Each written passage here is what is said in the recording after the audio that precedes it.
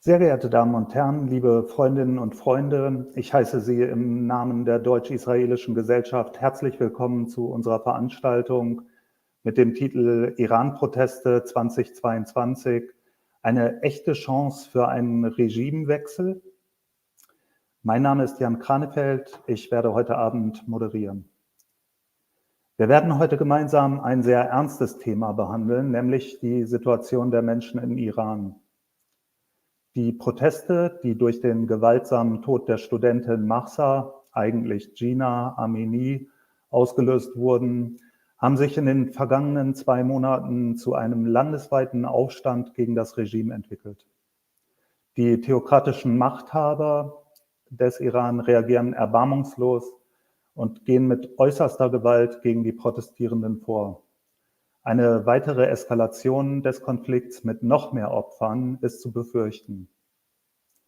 Wir haben eine ausgewiesene Expertin zu Menschenrechten im Iran gewinnen können, heute mit uns über die Lage und die weitere Entwicklung der Geschehnisse zu sprechen. Roya Hakakian. Bevor wir beginnen, möchte ich jedoch dem Präsidenten der Deutsch-Israelischen Gesellschaft, Volker Beck, die Gelegenheit geben, uns zu begrüßen. Bitte, Volker. Ja, guten Tag, meine Damen und Herren, liebe Mitglieder der DIG Bremen, liebe Zuschauerinnen und Zuschauer, liebe Roya.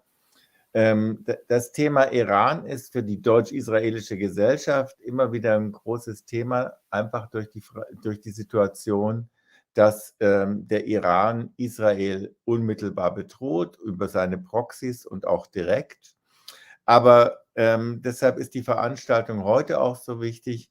Wir sehen natürlich im Iran vor allen Dingen ein Regime, das seine eigene Bevölkerung in Geiselhaft hat. Ich war selbst 2006 das letzte Mal und das erste Mal im Iran und konnte mir ein Bild machen. Und ich glaube, seitdem hat sich gar nicht so wahnsinnig viel geändert.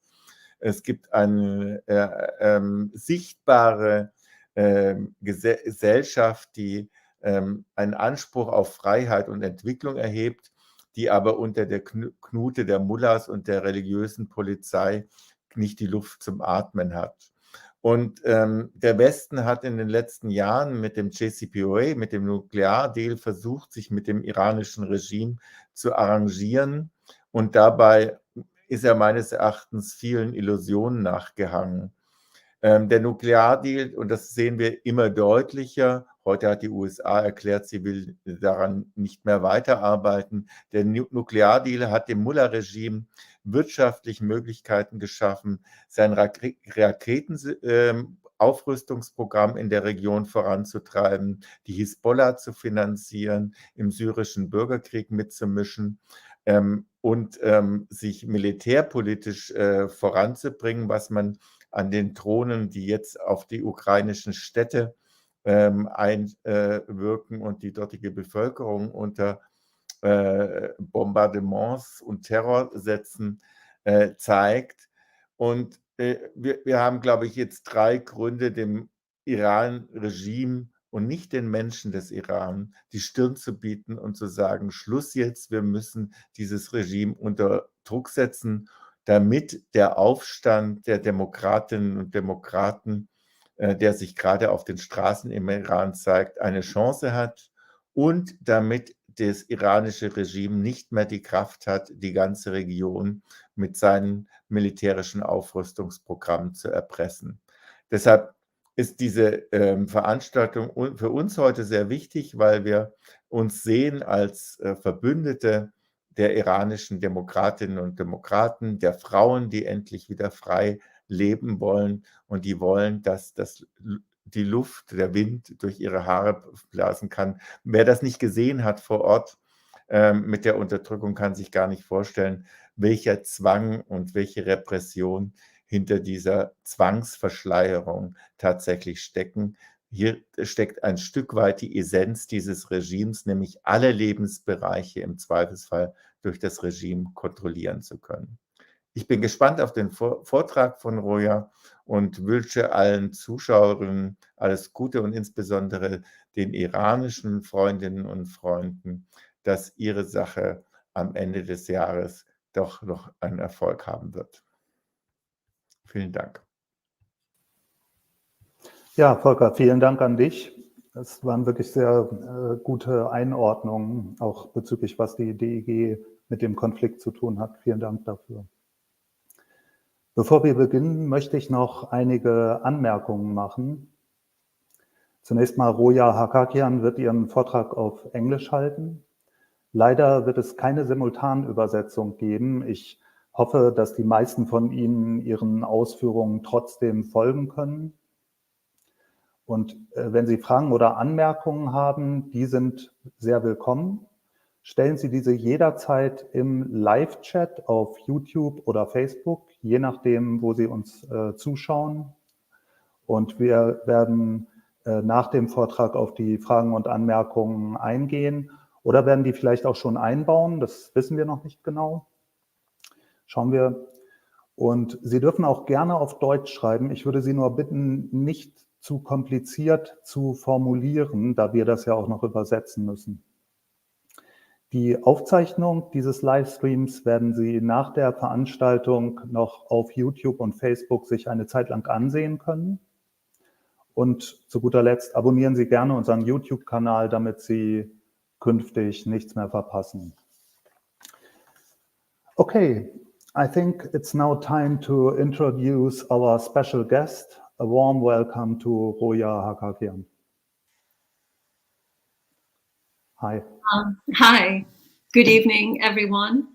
Welcome. Thank you. I will make a short introduction for the people who may not know you in the audience. And yeah, first of all, I would like to thank you because I know you had a very busy time in the recent weeks. Yes. And we are all very happy that you found the time to join us tonight. And you just told me that you tested positive on COVID-19. And but you said that you are fine to do the lecture this evening. Thank you. Oh, my pleasure. Okay, I will say some things about you so that people get an impression about what you do, who you are. Sure. And I promise to keep it short.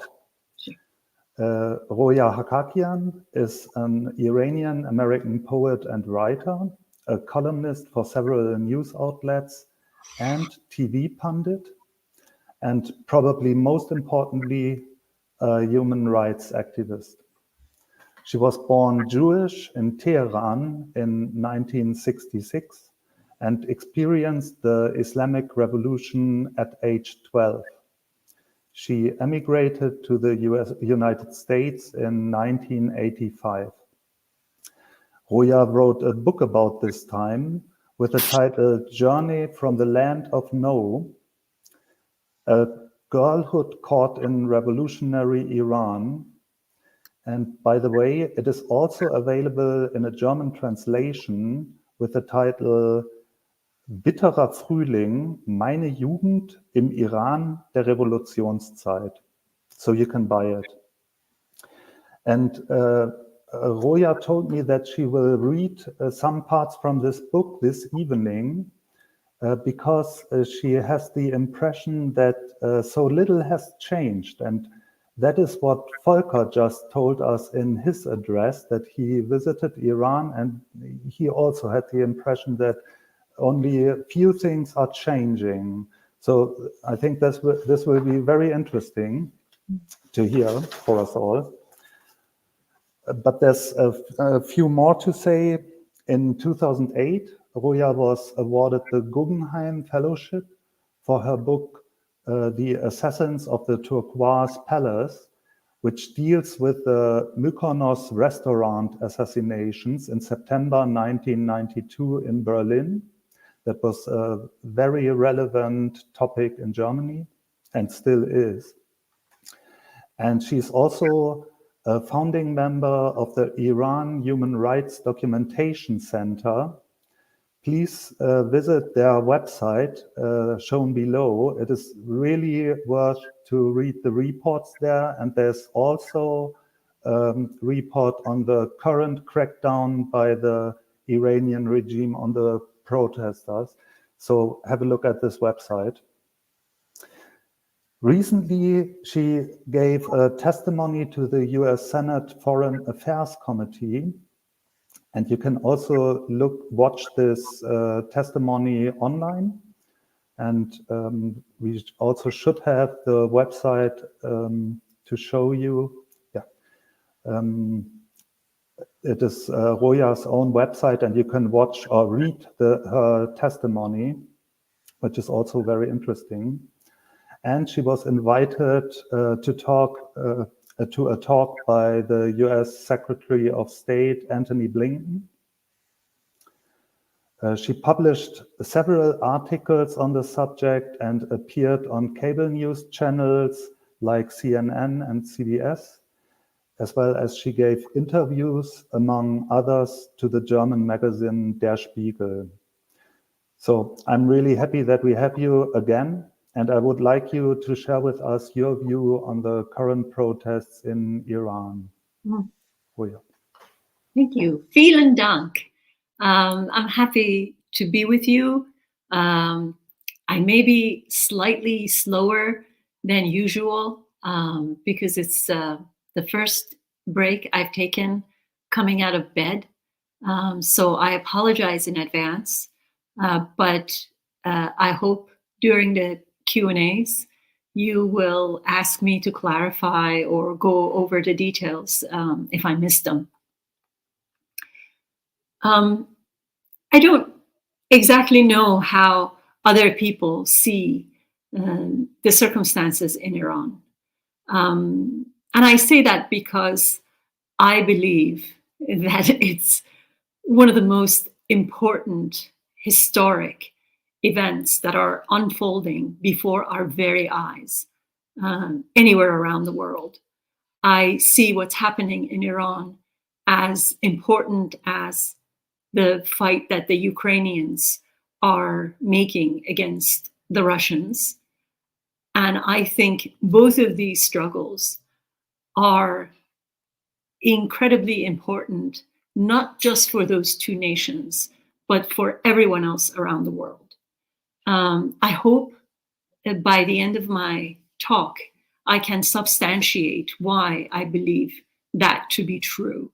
And I hope that despite all the tragic events that are happening, all the lives that are being lost in both countries, that we all share in the excitement of this historic moment where I think the forces of tyranny are being challenged and hopefully will be annihilated by the forces of democracy, both in Ukraine and in Iran. So let me go back and look at this to justify why I'm making such a grand statement. Just earlier, it was mentioned that I gave a testimony 2 weeks after the killing of the young Iranian Kurdish woman, Mahsa Amini, in the custody of the morality police in Iran. I gave a testimony to the US Senate, and I began by saying at that testimony that I watched this killing. I watched the demise and the way the killing of Mahsa Amini brought people of Iran onto the streets, and thought I could have been Mahsa Amini. That even though I left Iran in 1984, and so many years have passed since then, there is a way in which everything has remained frozen in time, despite the fact that so much has changed. And I think that's probably one of the characteristics of dictatorial regimes, that time passes, people die, so much changes in the nature of, the country and perhaps culture, language, but in some fundamental ways, dictatorships also keep certain things frozen in time. And that's the foundations that keep them alive and keep them upright. That's the oppression, in some ways, freezes time and does not allow an evolution that would ordinarily take place in democratic open societies. So I was stunned by the fact that I was 18 when I left Iran, and I experienced the morality police. I would be stopped by the morality police, at least once a week. I could have very well been detained, just like Mahsa Amini was. And who knows, in some ways, the fact that I've survived is a mere random act. So I want to read a short passage from my memoir because it paints a really great portrait of 1984.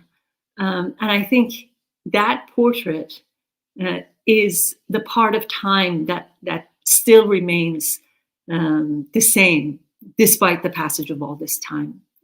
So here we go.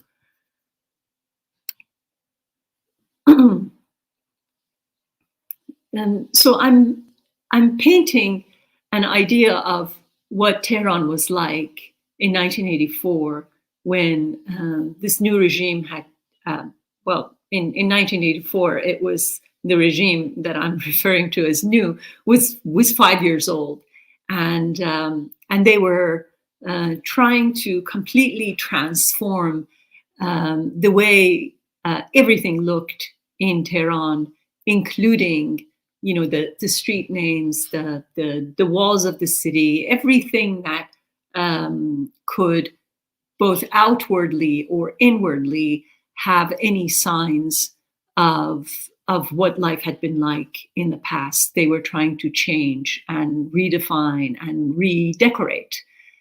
So here it is. To cleanse the city of any lingering decadence of the old monarchs, Ayatollah Khomeini had declared the greatest jihad of all, the one against the self. He expected each citizen to master, by way of annihilation, every desire, to assure that every Iranian fulfilled that order. The Ministry for the Promotion of Virtue and Prevention of Vice was created. By the way, that's really effectively the morality police. In khaki-colored Toyota SUVs, the guards prowling the streets in fours arrested men in short sleeves, women with a hint of makeup, girls whose bangs peeked from under their scarves. All lines that had once separated the people, age, gender, religion, paled. A new line, invisible but terribly palpable, was drawn. On one side of it, they stood. On the other side, we. They were the ones with guns. We were the ones down. They had the power to arrest us on a whim. They had long beards and stubbly faces. We shaved. They donned colorless shirts. We put on ties.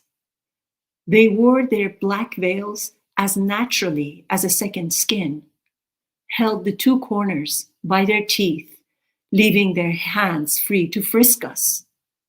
We were the ones forced under the veil, mummified. They were the superfluous salt and pepper turbans in every landscape. We were the bitter watching. They were the poorly educated mustazafin, the poor, and were suspicious of anyone wearing prescription glasses. We were the ones with weak eyes. They began their speeches in the name of Allah. We began ours with the good old God. They called themselves the faithful.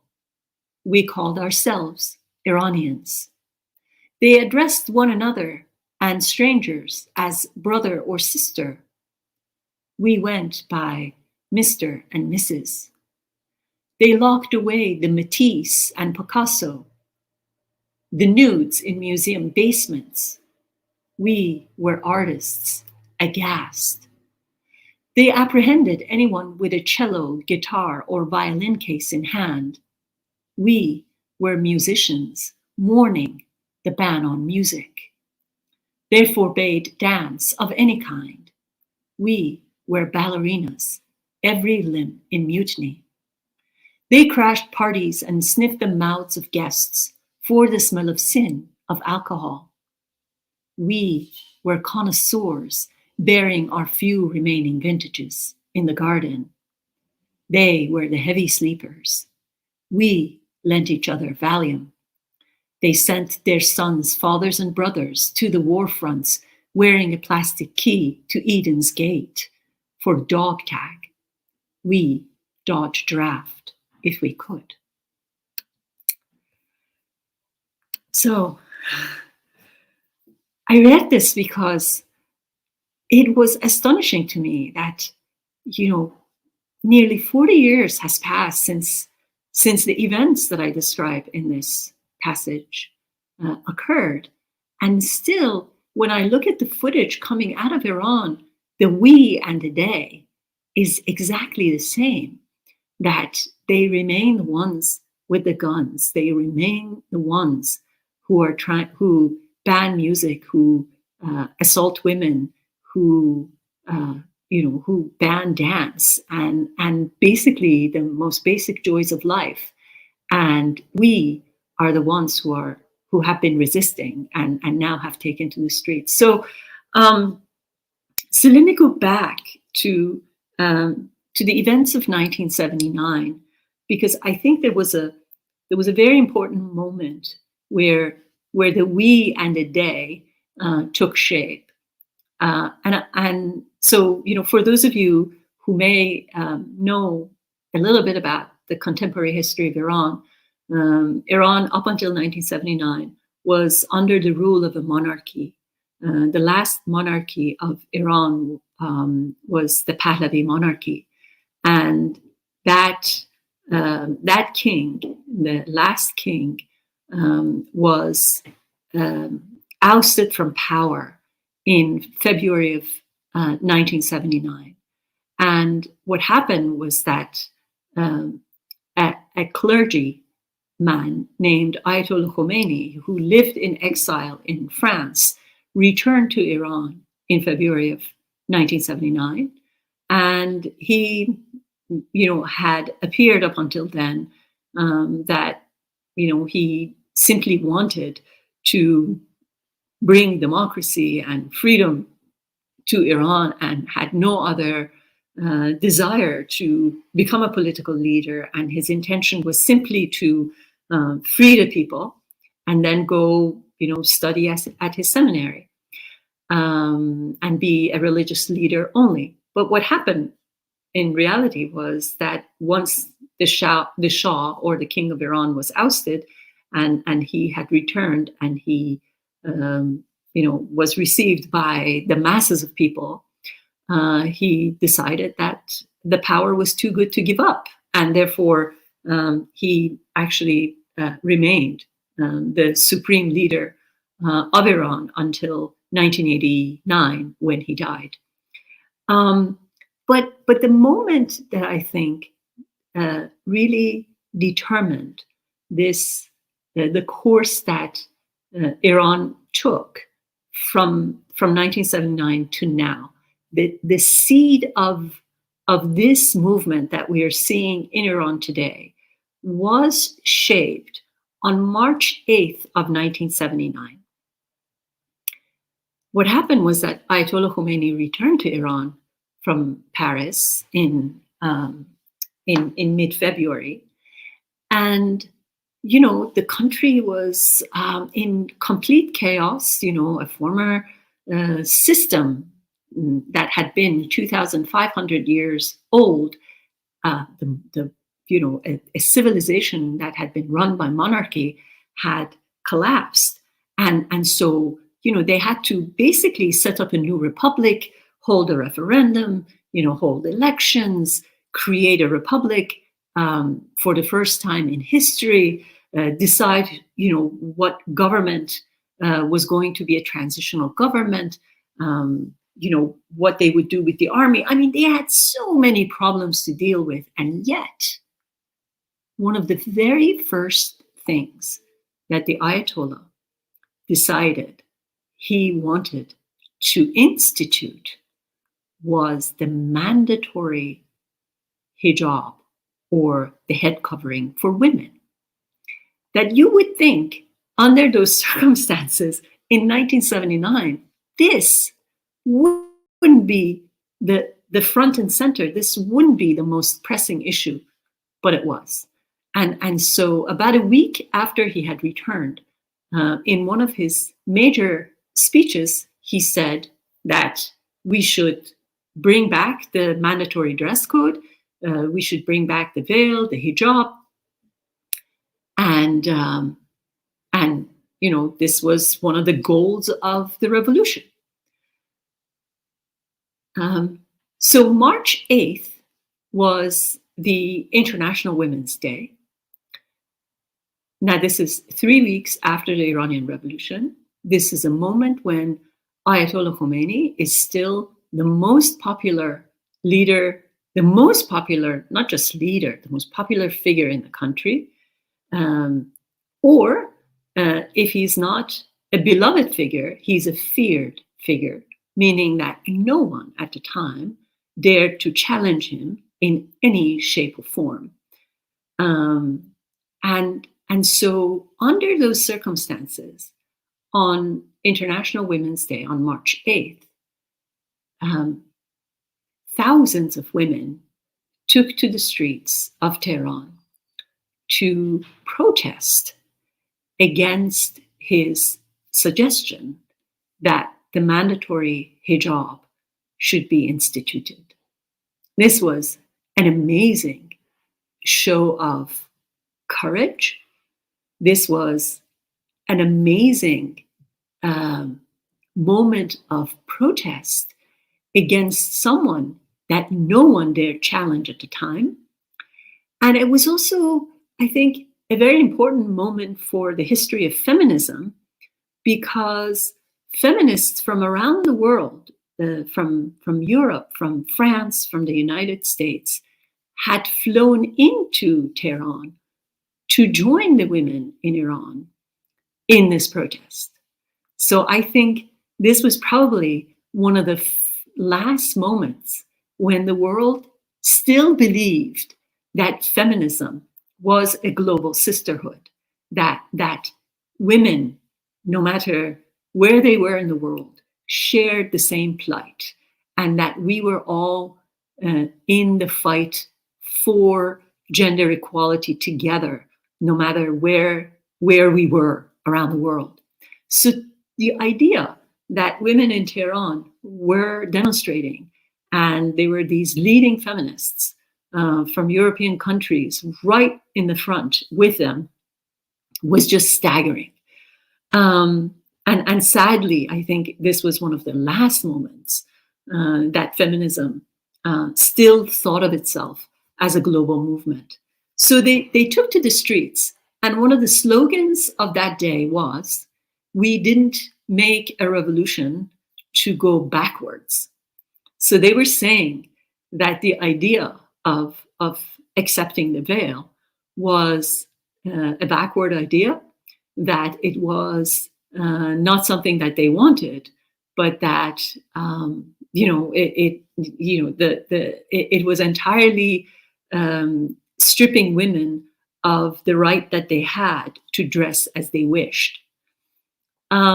So what I'm trying to really picture for you is that whatever is happening today, in some ways began on the streets on March 8th of 1979, or at least it was a peak moment that you recognized where this fundamental conflict would go or would take shape.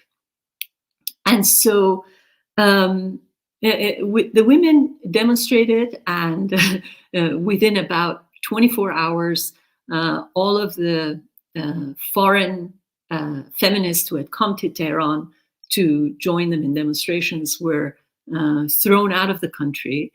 They were put on planes and sent out. Because especially one of them, who was the American Kate Millett, gave an interview to a television station in Tehran and said that she believed that Ayatollah Khomeini was a male chauvinist. It was the sort of thing that no one dared say about the man at the time. But the battle lines were drawn on that day.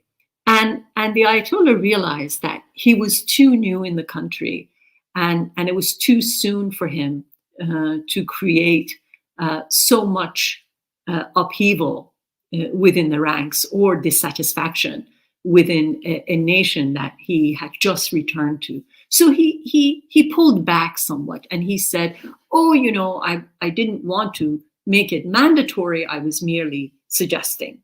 So the women gained the right, or I shouldn't say gained the right, kept their ability to dress as they wished for another couple of years. And then by the second year, the Ayatollah Ayatollah Khomeini had solidified his grip on power, and he, at that time, 2 years later, made the mandatory hijab law in Iran. And you know, by the time I was in high school, all girls, regardless of ethnicity, religion, had to put on the scarf, wear the Islamic uniform, which was a baggy raincoat-like uniform that covered, you know, sort of the shape of a woman's body.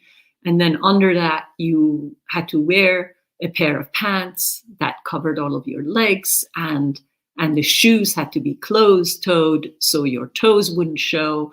And at that time, you know, women were also told that the colors of this dress code could not be other than black, gray, brown, and navy blue. So even, you know, even the spectrum of colors had been decided by the regime. One of the most tragic things that happened on March 8th of 1979, in addition to what the Ayatollah had suggested, was the fact that many secular Iranians who belonged to the left, you know, leftist groups, or simply secular intellectuals, writers, at the time told the women who were demonstrating on the streets that they were wrong to oppose the Ayatollah. They were wrong to take to the streets to protest against the idea of the mandatory dress code, because the nation was undergoing a sensitive time and it needed to be united. So the women ought to make the solidarity of the nation a priority, and forego of something that, of whatever it was that they thought was important to them.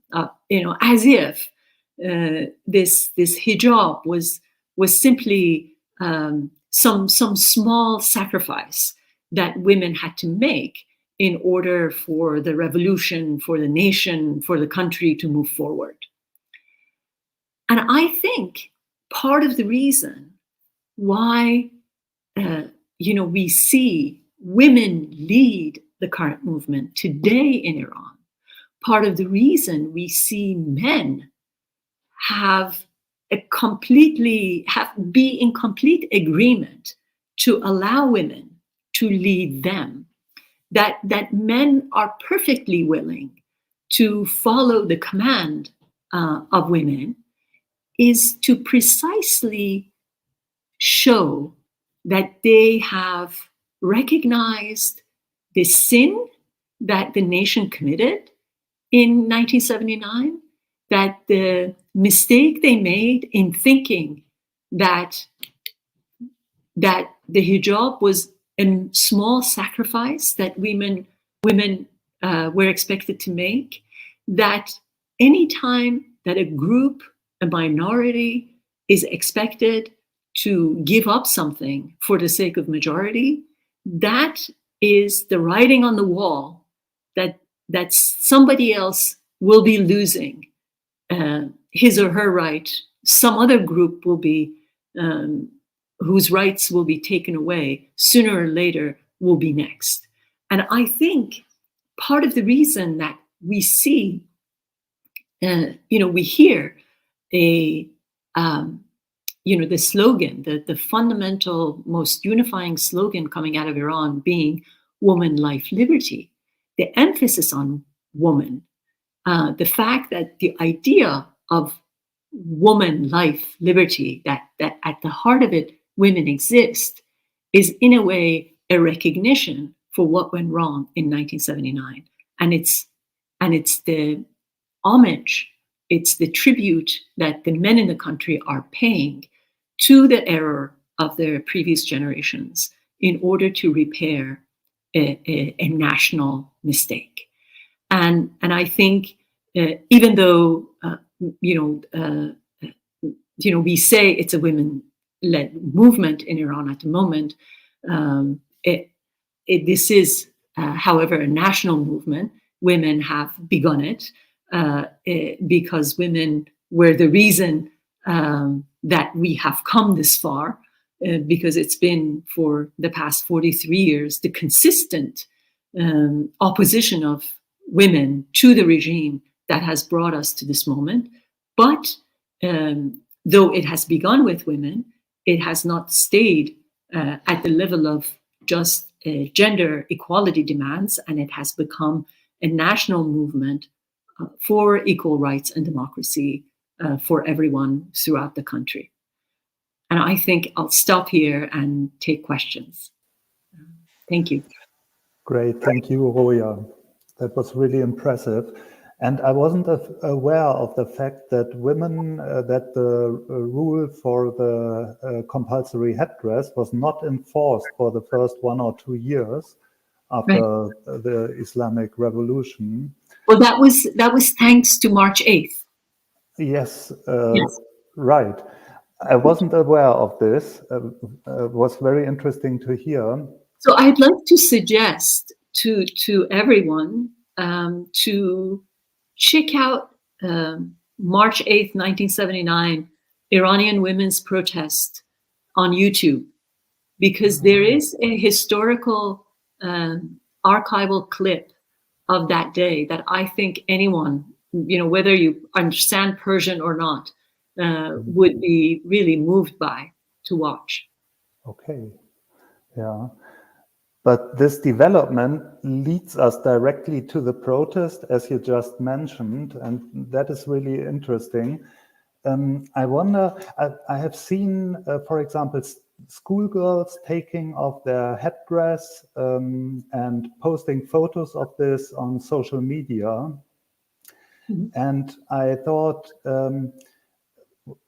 what would you think, since Ebrahim Raisi is Prime Minister of Iran and he's a hardcore Islamist, do you think this has something to do with the newly protests? Does that have an influence? That movement? It's an objection to Raisi as a hardliner? Mm-hmm. Yes. No. I think it's really interesting. I think somehow Iran has convinced the rest of the world that there's a true difference between the hardliners and the reformists. But in reality, there are reformists in Iran who are now saying, if there is any movement to undermine the foundation of this system, we will not cooperate. Okay. So I am not sure that this distinction that we make between the hardliners and the reformists is really a genuine one. I don't think it really exists. Okay. And you said that it was at first a protest by women, and then it became a nationwide protest or revolt, you could say. That's what I thought was, it is also a revolt of young people. So young people seem to be very present in this revolts. We saw the fighting in the Sharif University, so students get active, and I think what I wondered was, do you think that a generational change could bring the Mullah regime to a fall in the long term? I think there are several stressors pressing on the regime. I think it's women demanding equality. It's generational, as you say, because it's a country with an overwhelming majority being under the age of 30, who are being forcibly ruled by octogenarians, and who are trying to keep the nation back and governed by some laws from places and ideas that are no longer relevant, and then it's also just demands by the nation in general for freedom, and I think it's really amazing because I go to meetings in Washington, and a lot of American politicians keep asking me, but they're dissatisfied because we have placed economic sanctions on them, and they're out on the street because they're suffering economically. And I always have to say, yes, they are suffering economically, but what they are objecting to, what they are articulating in their protests, isn't that they are poor, or isn't that they want a raise. It's that they want freedom, they want democracy, and they don't want a dictatorship. And I think that's what makes this movement fundamentally different from all the other movements that have come before in the past 40 years. Yeah, and you are hopeful that they actually could succeed with their goals, but I'm not so sure, because the Mullah regime is trying to put down the protest with extreme brutality, and yes. I'm not sure that they can win. It's my job to spread hope, but also say that the international community has a duty, not just the moral duty to help fellow Iranians inside their country. They have a duty to protect their own democracy, and the health of their own democracy depends on the health of other democracies winning around the world. So my belief is that wherever democracy is taking root, we ought to support it, not only because we want to help another nation live better, but also because if we want to cultivate, protect, and guard the quality of our democracy, we need to help the cause of democracy and the flourishing of democracy everywhere in the world. And I think that's what's happening in Iran. And if we miss this moment, if we allow the forces of tyranny to win this challenge that the Iranians are putting up. It will be bad for Iran, but it will be bad for the rest of us too. Yes, definitely. And you have repeatedly said that the West is doing too little to help the people in Iran, but what more could be done? They imposed sanctions, but will these sanctions have any impact at all? Well, I think yes. We should do exactly with the Iranian elite what we did with the Russian oligarchs, because all of their families, the families of the top leadership of Iran, their wives, their daughters, their children live in Europe and North America. And if we make life miserable for those families whose, husbands or fathers are in Iran committing acts of violence against the protesters, realize that there's a price to pay here in Europe and in North America, then I think that would be an achievement. And I think in addition to that, there are other things we can do. Iran is not only committing acts of violence against its own protesters, it's also supplying Ukraine with drones, and it's a party to that war. So I think there are other pressures to be brought to bear. Given that, I think there are, steps that we can take through the United Nations. Why is Iran a member to the Women's Commission at the UN, a country that is a chief violator of women's rights? So, there are a series of steps that we can take, including, I think, helping Iranians have better access to the internet, trying to disrupt the regime's access to, digital technology or surveillance technology. All of these would be important steps that we can take. I think one of the very interesting news that came out a couple of weeks ago was that one of the companies that provides surveillance technology to Iran is actually based in Germany. So why in the world should they operate in Germany? They should be out of business. Yes. So I think there are steps that we can take.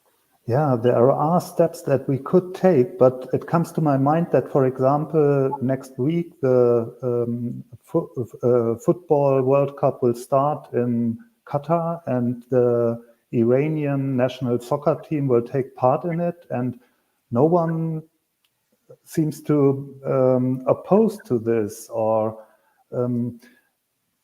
Yair Lapid, the Israeli prime minister, said the young people in Iran are suffering and the world is silent, and that's my impression too. So there's only these sanctions and nothing more.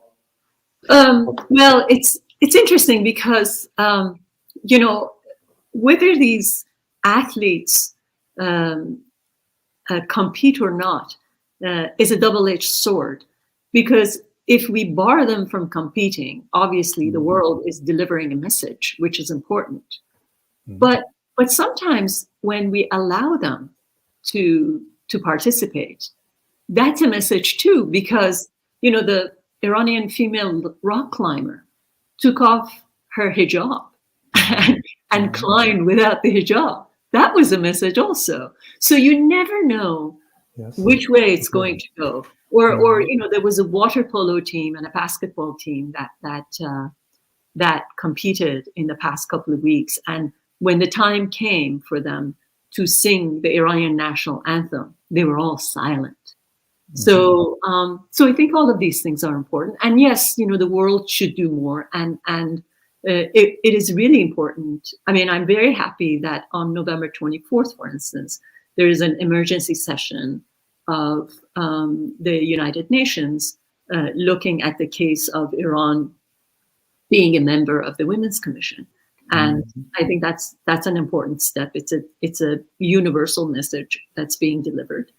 The French President Emmanuel Macron met with a group of Iranian women and said very openly that he recognizes what's happening in Iran is a revolution. That's a huge step. And I think we just have to make sure that we exert enough pressure that other world leaders follow in similar, by doing in similar actions. Mm-hmm. Okay, thank you very much so far. And we got some questions from the audience, and I will start to ask them. Mm-hmm. The first question that I received is, how do the people of Iran keep up their faith in a better tomorrow and motivation to stand up against such an oppressive regime? The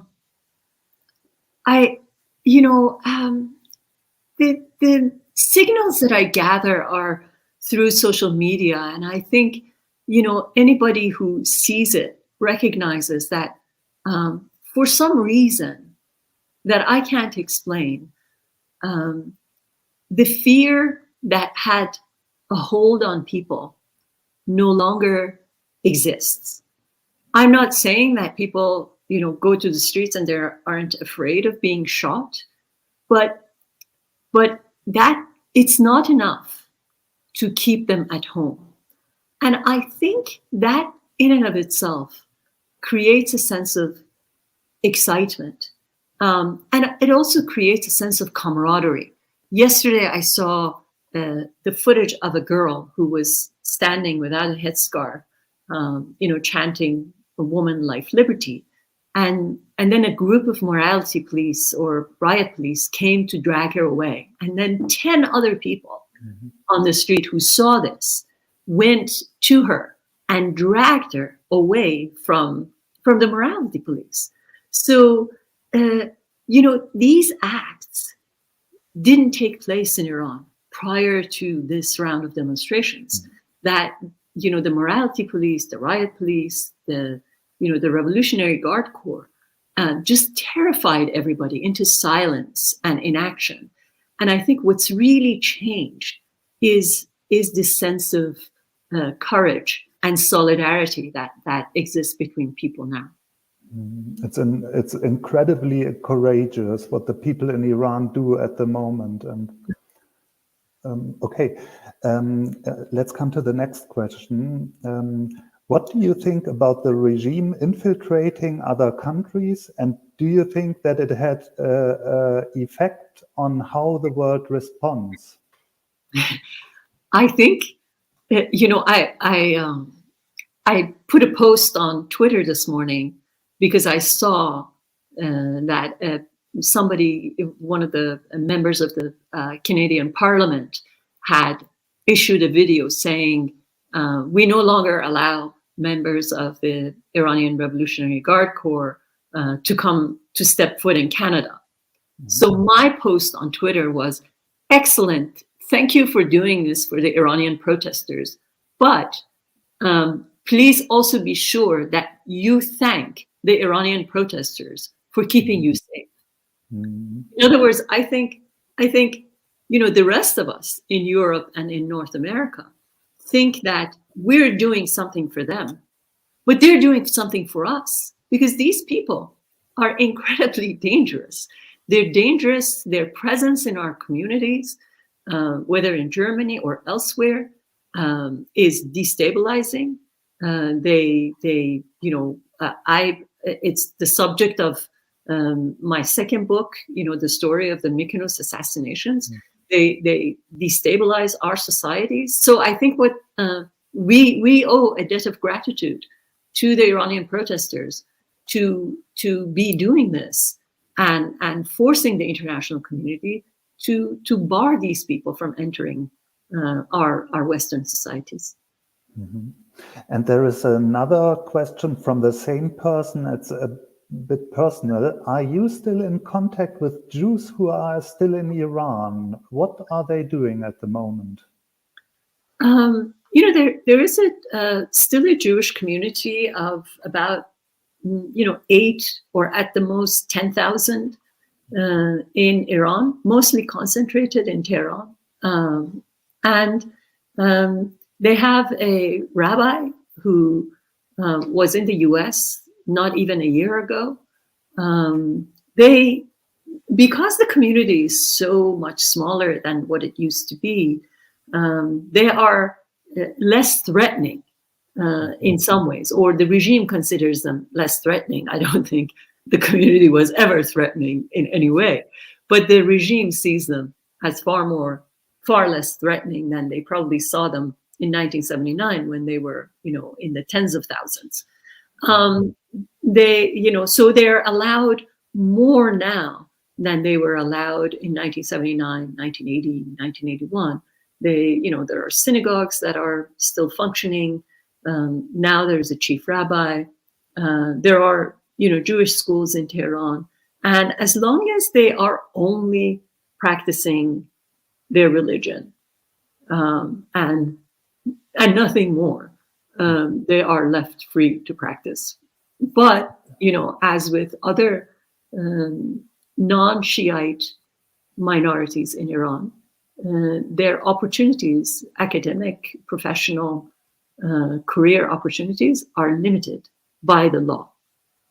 Mm-hmm. So it's not a community that can thrive or, build,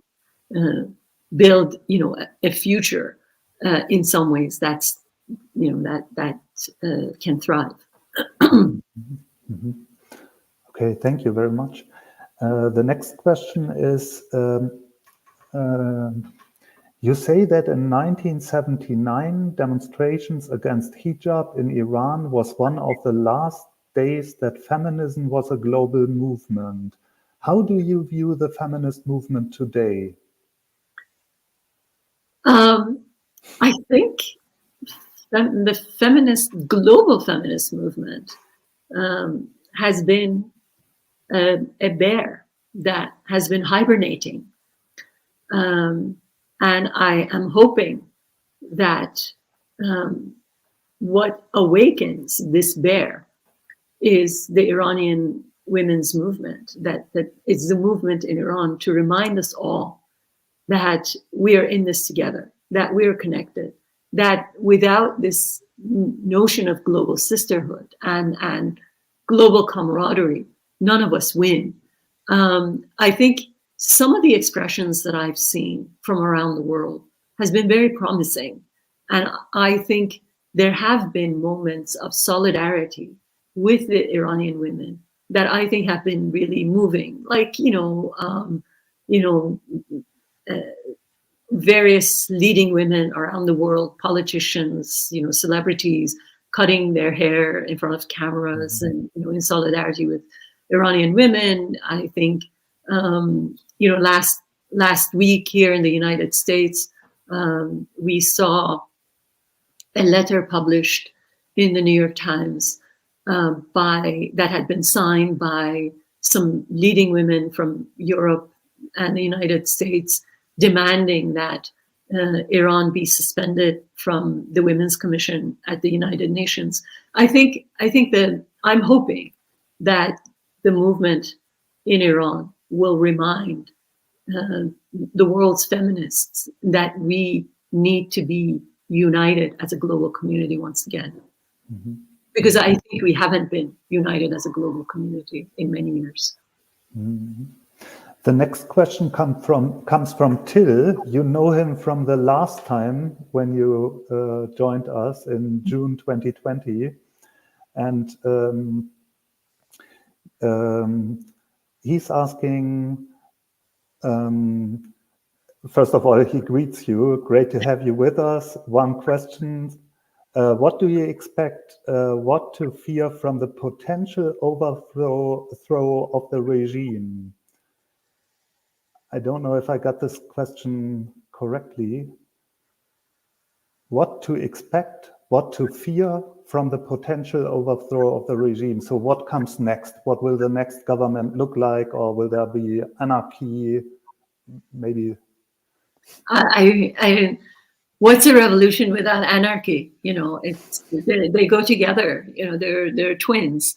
Mm-hmm. I can only hope that there will be a peaceful transition, to a new round of elections, a referendum for a new form of government. I hope that there will be free and fair elections where people can actually, vote for the first time in a free Iran after 40 plus years. I don't think anybody knows, but I think there are hopeful signs. And one of the hopeful signs is that, for years and years, we have heard that Iran's ethnicities, the Kurds, the Baluchis, the Azeris, would want to separate themselves and declare independence and become their own autonomous regions or independent nations.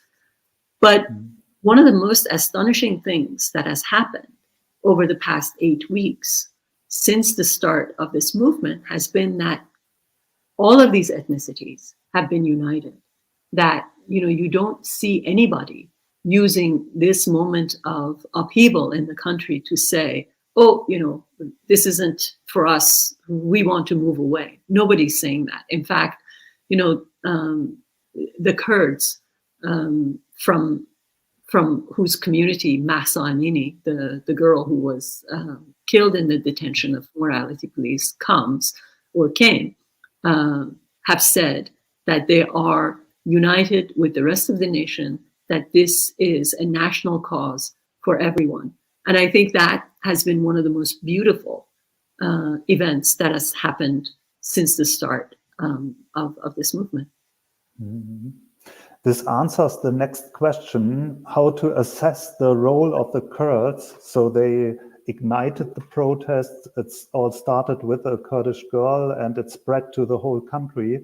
And I heard that the Baluchistan region paid the highest blood toll up to now. There are so-called Bloody Sunday. There was a so-called Bloody Sunday. Bloody Friday. Because Friday. I'm sorry, Friday. Right. They attacked a Friday prayer and killed dozens and dozens of worshippers at a Friday prayer. And yes, you're correct. They have paid the highest price so far. The farther away you get from the major cities, Tehran, Shiraz, Mashhad, Hamadan, these major cities with major universities, the more brutal the attack on protesters. And I think that's, and I think another incentive that the riot police and, the armed forces have in particularly attacking or acting violently against ethnicities is in the hopes of forcing them into an armed conflict with them. And that is, I think, what the regime is looking for. It's looking for, one of these ethnicities to pick up weapons, to face them, at which point they can easily say that this is a civil war, and then they will roll the tanks and they will bring out, 43 years worth of military equipment that they've been saving to just crack down in such a way.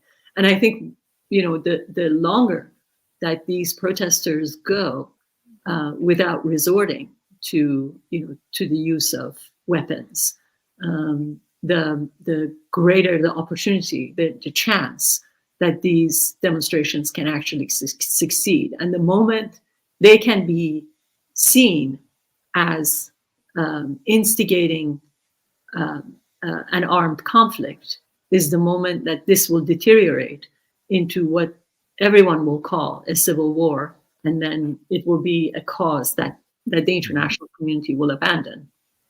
Okay. Mm-hmm. Oh, there are still some questions. The next one would be, do you see any chance that members of the military will turn sides or at least refuse orders? Well, I hope so. I think what's interesting is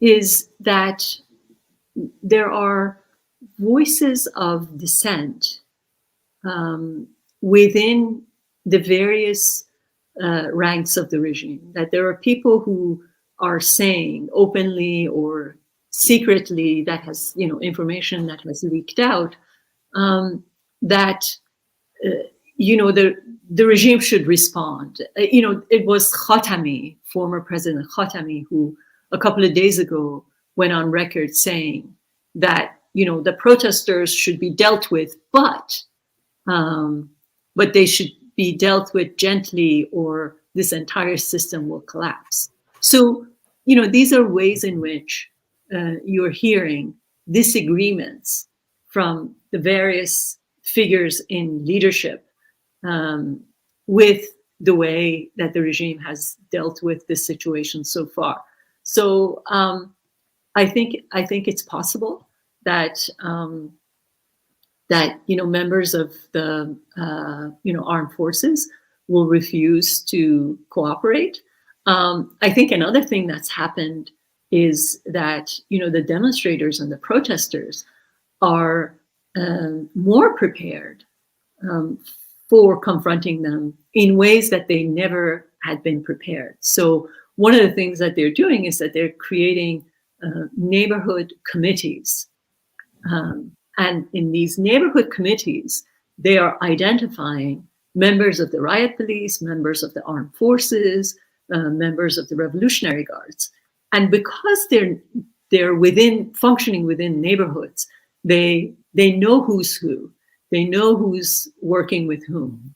And they are making visits to the homes of some of these people within the community to say, we know who you are and we know where you live. And if you strike against us, we will come after you. And so I think that the community dialogue, the community relationships are being used in a way that they weren't being used in the past. That somehow the demonstrators and the protesters are starting a grassroots outreach that they had not done before. And I think this is being somewhat effective. Okay. Very interesting indeed. Okay, let's see. There are 2 or 3 more questions. And I think that then we should come to an end. The next one is, what kind of pressure from other countries is needed? And do you see coalitions that work towards that goal of changing power in Iran, I think? Well, coalition, no, not yet. I'm not seeing a coalition. But, I think there are movements toward supporting, toward officially supporting the demonstrators in Iran. There, again, the fact that the French president met with a group of women, clearly members of the Iranian women's opposition, was important. Canada has taken steps in completely barring the Revolutionary Guard Corps from, setting foot in the country. There's going to be an emergency session of the UN on the 24th to consider Iran's membership. The German Chancellor Olaf Scholz had a very strong statement a couple of days ago, which I thought was a huge change of tone from Germany towards Iran, because historically Germany has always done the opposite. Germany has always tried to appease Iran, I think, in the hopes that engaging with Iran will soften Iran's attitude in general. But what came out of Olaf Scholz's office a couple of days ago was a complete shift, as far as I know. But you guys should tell me whether I'm correct. Definitely, it was unheard of before from a German government. I would not remember any such statement by a German chancellor. I agree. And when I was writing my book about the assassinations in Berlin, I was looking at 5 years of material about Germany's appeasement of the Iranian leadership, which was really frustrating. But I think what you heard from Scholz, in the last day or two, was a complete shift from the way Germany had dealt with Iran up until now, and I think that's an excellent move for Germany. But I also think that it's an excellent moment of triumph for all human rights community everywhere around the world. Mm-hmm. Yeah. Okay, let's see what we have next. Okay, this is a question about Iran being engaged by other countries. Do you think that other governments or countries should engage directly with opposition forces in Iran? In Iran, no. I think that's impossible. I don't know who would be such a person. And anyway, most of the people who are worth engaging with are in prison. So I think that's inside the country, it's impossible. But outside the country, I think there are figures who various governments ought to engage with, and I think that would be positive. Okay, the last question comes from Philip. You just met him before we started the talk, and he is asking, do you think that the regime would respond with certain reforms, for example, no mandatory headscarf, to stay in power? And if so, how far would they go? How much compromise would be okay for them? They may decide to compromise, but the time for compromise was 2009. When during the Green Movement, during the time when people were out on the street, not saying death to the dictator, but saying, where is my vote? That was the moment when people still believed in the legitimacy of the system. And they were having a conversation with the regime. They were saying, we still believe you to be legitimate, so we want you to recount the vote or do the elections properly. So that was the tone, in national tone, in 2009. Right now, nobody's saying, give us a compromise. Nobody's saying, if you take away the hijab, we will go home. People are saying, in no uncertain terms, that they want the regime to go. They are, targeting the supreme leader, who had never been targeted in any of the previous demonstrations. They are targeting the founder of the Islamic Republic, Ayatollah Khomeini, someone whom nobody had disrespected in the past.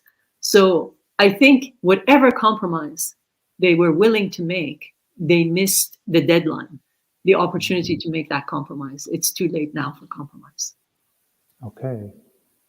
So let's hope for the best, for a better future in Iran, for the people in Iran. And I think we should end this event now. We shouldn't claim you too much, given that you have the COVID infection. Thank you very much that you have found time to be with us tonight. And hopefully we will have a next event about the new government in Iran. Yeah. Let's see what happens next. Okay, thank you very much and have a nice evening. You too. And see you next time. Thanks. Bye.